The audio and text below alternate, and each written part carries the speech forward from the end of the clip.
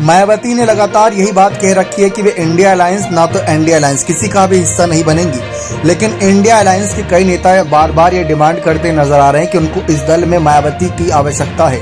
मायावती को जोड़ेंगे तभी जाकर कहीं जाके आगे कुछ फायदा मिल पाएगा इंडिया दल को, वरना उत्तर प्रदेश से खाली हाथ वापिस आना पड़ेगा। यानी अखिलेश पर उतना भरोसा नेता जता नहीं रहे। अखिलेश भले ही वोट शेयर के मामले में आगे चल रहे हों, लेकिन सीटों के मामले में पिछले 2 बारी से 2014 और 2019 में दोनों बार 5-5 सीटों पर ठहर गए थे और अभी तो उनके हालात 3 सीटों पर ही सिमटे हुए हैं। रामपुर जीतेंगे नहीं जीतेंगे बात की बात है, लेकिन इन सब के बीच मायावती की ऐसी कौन सी शर्तें थीं जिसके आधार पर वह अगर शामिल होंगी इंडिया दल में तो किन शर्तों के आधार पर होंगी, या किसी बड़ी पार्टी के साथ गठबंधन करेंगे तो किन शर्तों के आधार पर करेंगे, जिसमें कांग्रेस आती है, सपा आती है। तो ये शर्तें साफ तौर पर मायावती ने इशारों में कहा था कि हमारी पार्टी हर बार गठबंधन करती है, लेकिन गठबंधन का फायदा सामने वाली पार्टी को मिल जाता है।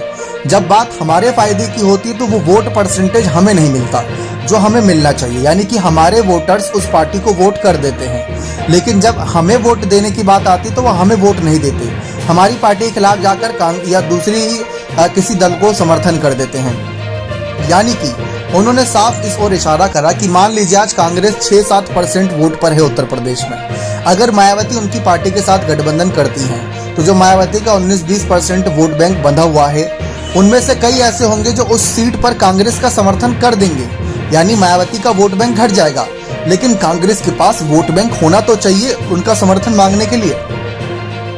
यही हालात की वजह से मायावती ने इनकार कर दिया। रही बात सपा की, तो सपा के साथ पिछली बार गठबंधन करके मायावती की पार्टी को फायदा हुआ था, जहां 10 सीटों पर जीते थे और 27 सीटों पर नंबर 2 की पार्टी रही थी।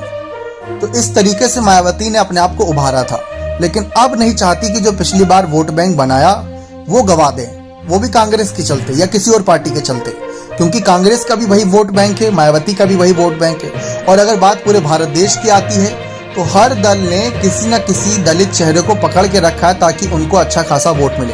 कांग्रेस ने मल्लिकार्जुन खड़गे को, अखिलेश यादव ने चंद्रशेखर आजाद को, और अगर हम एनडीए की तरफ जाते हैं तो कई और नेता हो जाते हैं जिनमें आगे जाकर दलित चेहरों के तौर पर वो भूमिका निभाते हैं। इसी वजह से मायावती नहीं करना चाहें गठबंधन। और दूसरी सबसे बड़ी शर्त ये है कि पीएम फेस, अभी तक इंडिया अलायंस का पीएम फेस ही तय नहीं है कि कौन प्रधानमंत्री बनेगा। बाद में तो ऐसे लड़ाई झगड़े होंगे, क्योंकि अभी विधानसभा चुनाव में सीट शेयरिंग पर ही कांग्रेस और सपा में भिड़ंत हो गई, तो बाद में ये तो प्रधानमंत्री पद है तो वहां पर तो भिड़ंत होना बनता है। तो अभी तक इनका पीएम फेस भी क्लियर नहीं, और एनडीए के साथ जाती हैं तो वहां तो मौका मिलेगा ही नहीं नरेंद्र मोदी के रहते हुए। इसी वजह से शायद मायावती गठबंधन के लिए दूरी बनाए हुए हैं। बने रहे चैनल के साथ, बहुत बहुत धन्यवाद।